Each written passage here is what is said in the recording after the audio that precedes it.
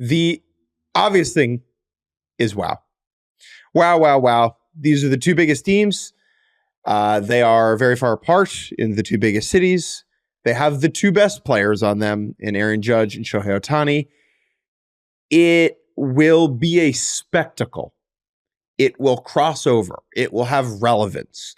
People in your lives who don't typically care about baseball, knowing that you, my dear listener, are the baseball carrying person in a friendship, they will ask you about Shohei Ohtani and Aaron Judge. They will do that. And you will say, yes, this is worth watching. Yeah. And I think that it is so much to process. The fact that we have been looking at these two teams basically since we've been doing this, right? Which is about 10 years.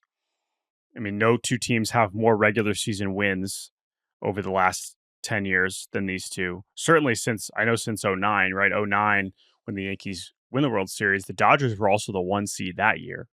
They didn't make it. It had a bit of a transition period after that for the Dodgers, but since 2013, since we've been talking into microphones together, this is it. These are the two teams, and we figured we would get it at some point. But, I think the reaction to it, you say, oh, Dodgers, Yankees, if this had happened last year, there would be some excitement to some degree. And I know the Yankees were nowhere close to the postseason last year, but I think thinking about it, like the Ohtani Soto thing is just it adds such a just tremendous level to it. Because if we were watching the same Dodger team that we had already seen multiple times do this, or the same Yankee team that we had kind of already seen for multiple years, but there are new characters here, new characters who are two of the most relevant and also ultimately two of the most likable, And so I think for me, that really helps make this something that was already going to be spectacular because of the markets and the teams and the brands involved. But the other funny part is, when they say like, this is one of baseball's most historic rivalries, no two teams have met in the World Series more. I'm like, okay, yeah. But if you're younger than 40 years old, it doesn't mean anything to you. Like this isn't, again, 1981 is a long time ago. And yes, we've been talking about these two teams for the last 10 years all the time. And I know longer than that, but I'm just thinking about us, but not together.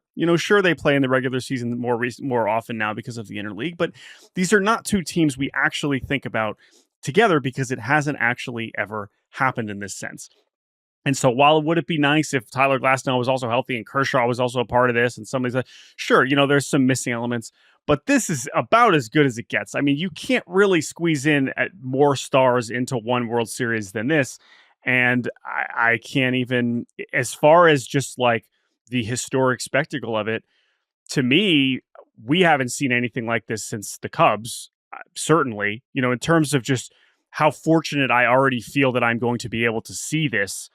I haven't felt this way since the Cubs, in Cleveland, which we were lucky to be there in Wrigley in 2016. Because other than that, of course, we've been to some World Series since then, and we've seen some great games and seen some cool stuff.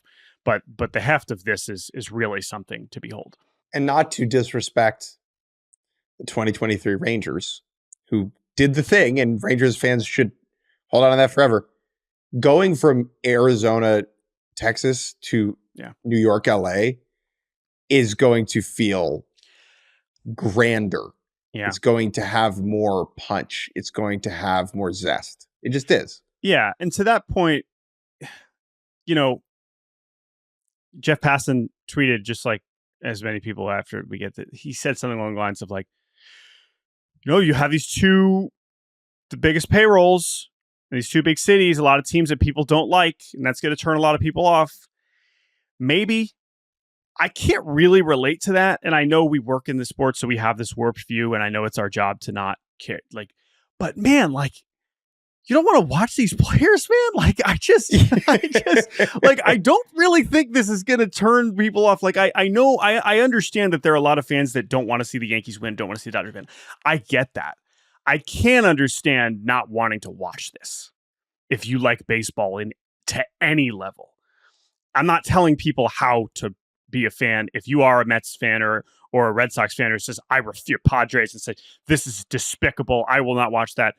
I'm not telling you you're wrong. I just, That's the part that like I think we're almost overthinking it to be like, this is going to turn people off. It's like, no. These are the best players in the world. And I think people are going to enjoy watching Shohei Ohtani and Juan Soto if you just end it at that, not to mention all the other, future Hall of Famers we have involved.